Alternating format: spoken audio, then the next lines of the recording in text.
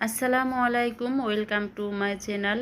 সবাই কেমন আছেন? আশা করছি আল্লাহর অশেষ রহমতে সবাই পরিবার পরিজন নিয়ে ভালো আছেন, সুস্থ আছেন এবং নিরাপদে আছেন। আলহামদুলিল্লাহ, আল্লাহর অশেষ রহমতে আমিও পরিবার পরিজন নিয়ে বাচ্চা কাচ্চা নিয়ে ভালো আছি, সুস্থ আছি।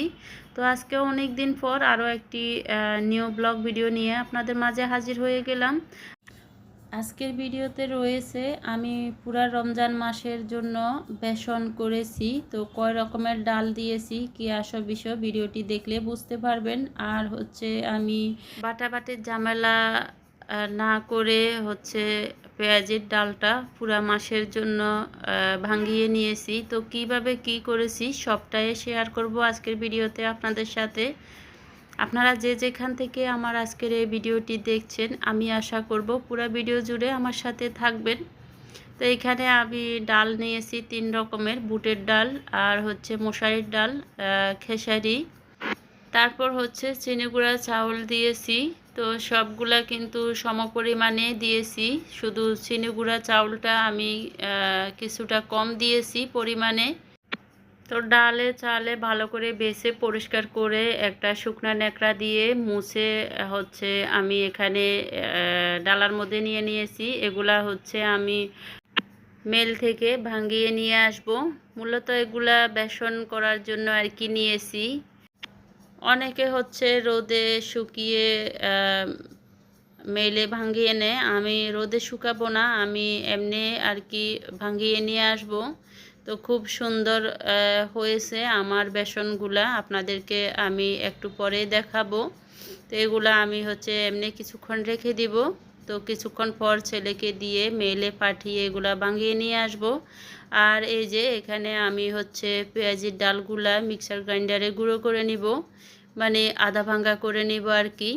তো এগুলো আমি রোদে শুকাই নাই, আমি হচ্ছে এগুলা কিছুক্ষণ চুলার নিচে রেখে একটুখানি গরম করে নিয়ে তারপরে এই যে আমি মিক্সার গ্রাইন্ডারে গুঁড়ো করে নিয়েছি। তো আপনারা দেখে বুঝতে পাচ্ছেন আমি একেবারে মিহি গুঁড়ো করি নাই আর কি, একদম পাউডার করি নাই, আধা ভাঙ্গা করে নিয়েছি। তো এগুলা হচ্ছে আমি একটা বয়মে ঢুকিয়ে রেখে দিয়েছি। পুরা রমজান মাসের জন্য আমি এভাবে ডালগুলা গুঁড়ো করে রেখে দিচ্ছি। আর আমার পেঁয়াজের ডালের জন্য ডাল বাটাবাটি করতে হবে না, আর কোনো টেনশানও থাকবে না।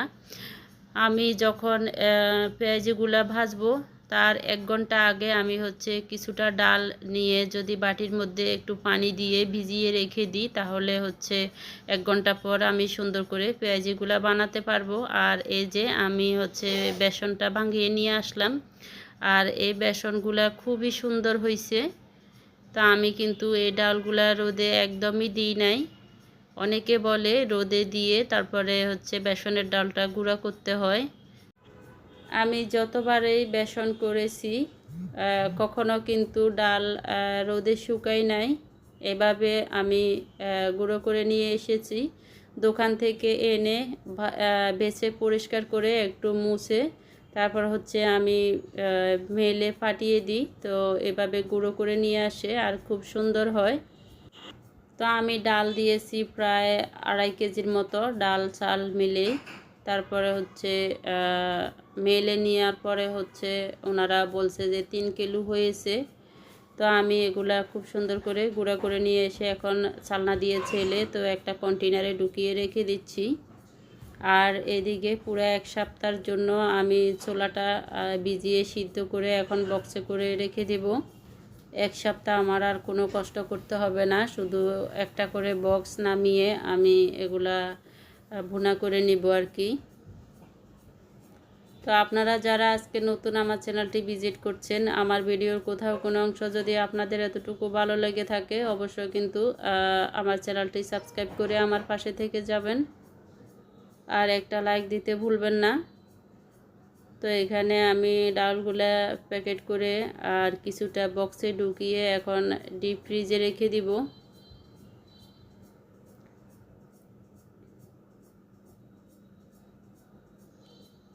এখন হচ্ছে পেঁয়াজি ভাজার জন্য আমি কিছুটা ডাল বাটিতে নিয়ে নিচ্ছি। তো এখন প্রায় 1টা বাজে। আমি কিছুটা ডাল এখন হচ্ছে একটু পানি দিয়ে ভিজিয়ে রেখে দিব।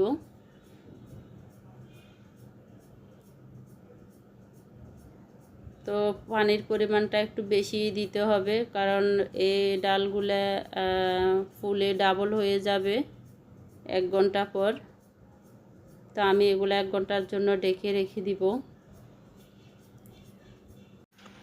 রমজান মাসে যাদের এই কাজগুলা অনেক প্যারা মনে হয়, তাদের জন্য আমার আজকের এই ভিডিওটি। আমার এই ভিডিওটি দেখলে আপনাদেরও এই কাজগুলা করতে অনেক সহজ হয়ে যাবে।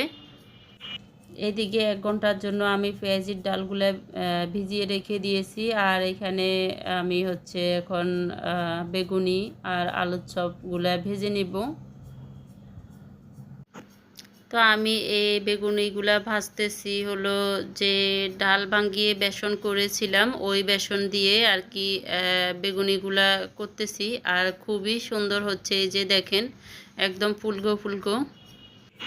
তো আমার মনে হয় দোকানের কেনা বেসন থেকে ঘরে ডাল দিয়ে এভাবে বেসন করে বেগুনি আলুর চপ করা হয়, সেগুলো অনেক বেশি সুন্দর হয় আর খেতেও অনেক বেশি মজা লাগে। তো এই যে দেখেন আমার কিন্তু পেঁয়াজির ডালগুলা ফুলে উঠেছে। এখন আমি পেঁয়াজি করে নিচ্ছি। 1 ঘন্টা পরে হচ্ছে আমি পেঁয়াজির ডালগুলার মধ্যে পেঁয়াজ, কাঁচামরিচ, ধনিয়া পাতা এগুলা কুচিয়ে দিয়ে তারপরে হচ্ছে হলুদ গুঁড়ো, মরিচ গুঁড়ো, জিরা ধনিয়ার গুঁড়ো, লবণ দিয়ে হাত দিয়ে ভালোভাবে মেখে তো এখন ভেজে নিচ্ছি। আদা রসুন বাটাও দিয়ে দিয়েছি 1/2 চা চামচ। তো এই যে আমি এখন তেলে ভেজে নিচ্ছি পেঁয়াজিগুলা। আমরা যে পাটা ডাল বেটে পেঁয়াজি বানাই ওগুলার থেকে এই পেঁয়াজিগুলা বেশি মজা লেগেছে। তো আমি তো ভাবতেছি সারা বছর জুড়ে এভাবে আমি পেঁয়াজির ডাল ভাঙিয়ে রেখে দিব, যখন মন চাইবে তখন আমি শর্টকাটে বানিয়ে নিতে পারবো। তো এখন আমি পেঁয়াজিগুলা ভেজে তারপরে আমাদের ইফতারের সময়ও হয়ে গিয়েছে। এখন আমরা ইফতারের জন্য সব কিছু রেডি করব। এখানে আমি ডিম চপও বানিয়ে নিয়েছি। এই পর্যন্ত কারা কারা আছেন জানি না, যারা যারা এই পর্যন্ত আছেন তাদেরকে আমার মন থেকে জানাই অনেক অনেক ভালোবাসা, এভাবে আমার পাশে থাকার জন্য। তা আমার কিন্তু পেঁয়াজিগুলা ভাজা হয়ে গেছে আর অনেক মচমচে হয়েছে। তো আমার মনে হয় এভাবে ডাল গুঁড়ো করে আর কি পেঁয়াজি করাটাই বেশি সহজ, কোনো কষ্ট ছাড়াই খুব সুন্দরভাবে পেঁয়াজি আপনারা বানিয়ে নিতে পারবেন। আমার এই রেসিপিটি দেখলে খুবই মচমচে হয়েছে আর খেতেও খুবই মজা লেগেছে।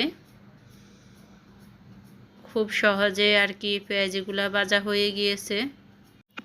তো আমার আজকের পেঁয়াজি রেসিপিটি আপনাদের কাছে কেমন লেগেছে অবশ্যই কিন্তু আপনাদের ব্যক্তিগত মতামত জানাতে ভুলবেন না। তো আপনাদের সাথে কথা বলতে বলতে আমাদের কিন্তু ইফতারের সময় হয়ে গিয়েছে। রমজান মাসে যে যাই বলুক না কেন এরকম ভাজা পোড়া ছাড়া ইফতারটাই মনে হয় যে অসম্পূর্ণ থেকে যায়। যত কিছুই করি পেঁয়াজু, আলুর চপ, বেগুনি আর ছোলা ভুনা ছাড়া ইফতার করতে ভালো লাগে না। তাই এখন হচ্ছে আমরা ইফতার করে নিচ্ছি। তো আমরা সবাই কিন্তু একই ডিশের মধ্যে একসাথে ইফতারি মাখিয়ে খেতে খুব ভালো লাগে। আমরা কিন্তু একসাথে সবাই ডিশের মধ্যে ইফতারিটা মাখিয়ে খেয়ে থাকি। আর এই যে দেখেন বেগুনিগুলা কতটা ফুলকো হয়েছে আর অনেক বেশি মচমচে হয়েছে। তো আমি মনে করি একটু কষ্ট করে সব কিছু যদি ঘরে করা যায় তাহলে এটা অনেক ভালো, খেতেও অনেক মজা লাগে।